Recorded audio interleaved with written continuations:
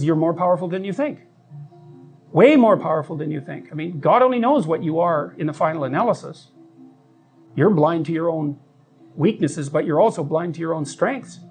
And so then I think, well, if you got your act together, it'd be better for you, and instantly it would be better for your family, assuming they wanted you to get your act together, and not everyone does, and then it would be better for the community. It's like, how far could you take that? If you stopped wasting time, and if you stopped lying, and if you oriented yourself to the highest possible good that you could conceive of, and you committed to that, how much good could you do? Well, I would say, why don't you find out? So that's what I think you should do. You should find out. You don't have anything better to do. And there's nothing in it, as far as I've been able to tell, there's nothing in it but good. So maybe you could sort yourself out so that you wanted nothing but the good. And then maybe you could help make that manifest in the world. And maybe we wouldn't have all these terrible problems then. At least we'd have fewer of them, and that would be a start. So it's the answer to the problem of humanity is the integrity of the individual. That's the answer. So, and states that are predicated on that realization are healthy. So, and states that aren't are doomed to stagnation and catastrophic collapse. And personalities that are predicated on self-tyranny and the tyranny of others are doomed to collapse. So, and then you think, well, what's the barrier? And the barrier is, are you willing to accept the responsibility? And part of the answer to that is, reduce the damn responsibility until it's tolerable. You don't have to fix everything at once.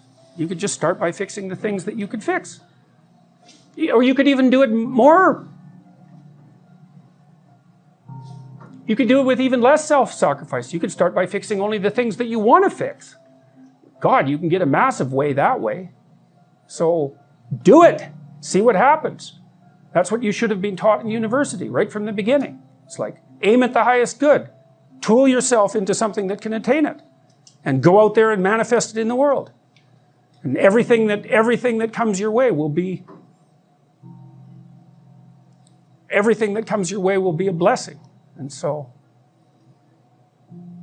all you have to do is give up your resentment and your hatred. I know that's a hard thing to give up, because you have plenty of reason for it. I'm really on the side of the person that wants to do something positive with their life, to make their own life better, because I think that's where you should start. You should start by maximizing the quality of your own life. That's not a selfish thing, or if it is, it's the right kind of selfishness. And that you should figure out how to do that in a way that's of benefit to your friends and your family and your community. And you should take that deadly seriously. And the reason you should do that is because that just makes life better for everyone. And it reduces a fair bit of the misery that would otherwise be part and parcel of life, and it makes everything function smoothly. And one of the things I'm really curious about is what the world would be like if everybody decided to do that, because human beings are really remarkable creatures, and we hobble ourselves very badly with deception and resentment and revenge and the desire to make things worse and arrogance and all those sins, let's say, that make us deviate from our true path. And our true path should be something like, imagine the noblest aim that you can conceptualize and then sacrifice your life to attempting to attain it. And there's nothing in that that isn't good for everyone. And so, apart from the fact that it requires a lot of responsibility, I just can't see why everyone wouldn't do that. And when I'm talking to young people and, shaking my finger and saying, grow the hell up and get mature and take on some responsibility, I'm not saying that because I'm an enemy of the person. I'm saying it because I'm the best friend of the part of them that would really like to walk in the light. And it's an invitation to walk in the light. And it would be remarkable. This is what we need to do, as far as I'm concerned, not only in the West, but in the world at large, but maybe in the West first, is we have to consciously decide that we're going to do everything we can as individuals to walk in the light, and to regard that as a noble and heroic endeavor, and to make that first and foremost in our lives. And that's what we should be educating young people to do. And they can do that. And so I have dozens of people writing to me and talking to me all the time who are saying the same thing. They're saying, look, I've really been trying to get my act together over the last 6 months. I've been trying not to lie, which is slightly different than trying to tell the truth, right? It's a more humble goal to not lie, because you can tell when you're lying, but you can't necessarily tell when you're telling the truth. And I've been coming up with a plan, and I've been trying to discipline myself, and I've been cleaning up my room, which is like a nice humble act that involves transforming chaos into order. And they write and say, God, things are just working out way better for me. It's like, whoa, do it, man. That's just, you keep that up for 15 years and you'll be unbeatable. And that's what we should be convincing young people to be, is to be unbeatable. And not because that's what they should do or because they're bad if they don't, but because there's nothing better you can possibly do with your limited and suffering bound life than to aim high and sacrifice yourself to the attainment of those goals. So, do you have problems in your life that you're not addressing that you could solve? And the answer is yes. And it's an easy thing to figure out. You sit on your bed one morning and say, okay, there's some things that need to be done that I don't want to do, that I could do, that would make things better by the end of the day. What are they? Well, your conscience will deliver those suckers in no time flat, man. And then you might have to say, okay, well, how do I entice myself into doing a few of those? And if you ask, instead of trying to force yourself to do it like you're a tyrant and a slave at the same time, you can usually negotiate with yourself so that you'll start to sort those things out. Sort them out. Put your house in order. And then move out. Move on. And out. Yes. That's a Freudian slip, by the way. Yeah. So it's important because the thing is, you have a practice domain, right? There are things that are within your grasp that you could fix. Fix them. And you'll learn. You'll learn, because it's harder than it looks. Fix them, and you'll learn how to fix things. And then something else will beckon as another problem that you could fix. You know, you all have your problems. What does that mean? Like, there's an infinite number of problems in the world. Some of them happen to be yours. Why is that? I don't know exactly. But you have your problems. Great. Solve them. You know, one of the things I learned as a therapist, every therapist has to learn this, is because one of the things you wonder when you're first starting to be a clinician is, how do you not take the catastrophes of your clients home with you? And the answer to that is because it's immoral to. They're not your problems. They're their problems. Like, they're their life. You know, your problems are your life. You don't want to solve someone else's problems for them, because you take away the deep meaning that's to be found in having them work through the problems on their own. And then you steal the credit. Well, I can help you with that. It's like, well, yeah, maybe, but I don't help you with the next problem then. So, in any case, you sort out the problems that are right in front of you, and it will make you grow very, very rapidly. And then you'll be able to sort out more complex problems without making them worse. You know, when you know you should do something, I mean, everyone has this experience, I believe. Perhaps you would be willing to put up your hands if this experience is foreign to you. Okay? There's part of you telling you you should do something, and it's hard to do it, effortful, and maybe you're afraid of it, and so you don't do it. You just procrastinate, right? And so how do you feel about that? Good?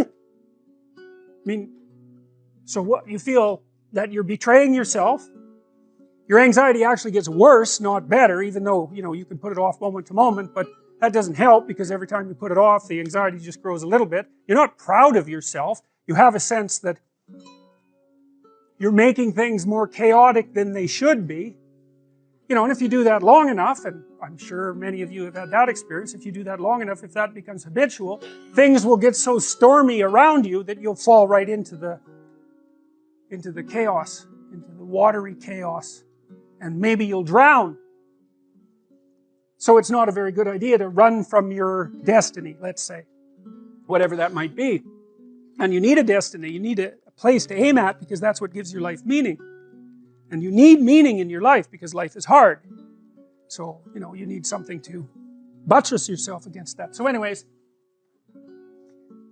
they wake Jonah up, and Jonah says, yeah, it's probably my fault, because like I'm running away from something I'm supposed to do, and you know, God isn't very happy about that, so why don't you just throw me overboard?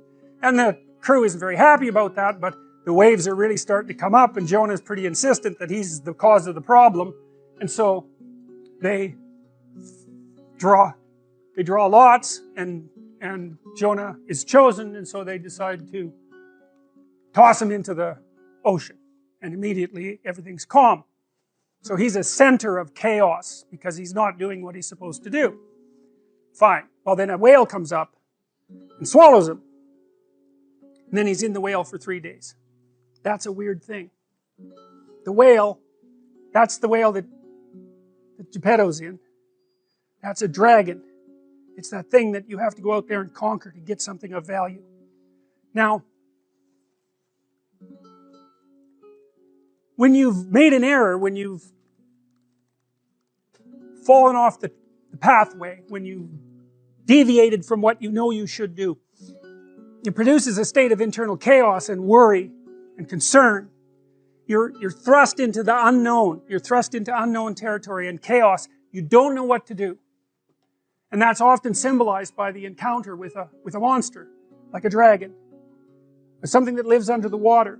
And I think the reason for that is, as far as I've been able to tell, is that human beings, because we've been prey animals for forever, we have a system in our mind that's a threat predator detection system.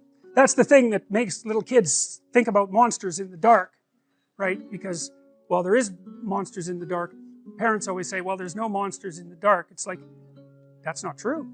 The dark is full of monsters. There might not be any in your room right at that moment, but that doesn't mean there aren't monsters in the dark. And crimes take place, like, criminals don't get up at 6 in the morning and, like, you know, have breakfast and go rob a bank. They do that sort of thing at night. People do the things that are fit for the night in the night. And lots of predators are nocturnal. And you can't see very well in the dark. And kids aren't stupid, you know. They've evolved to stay pretty damn close to the fire.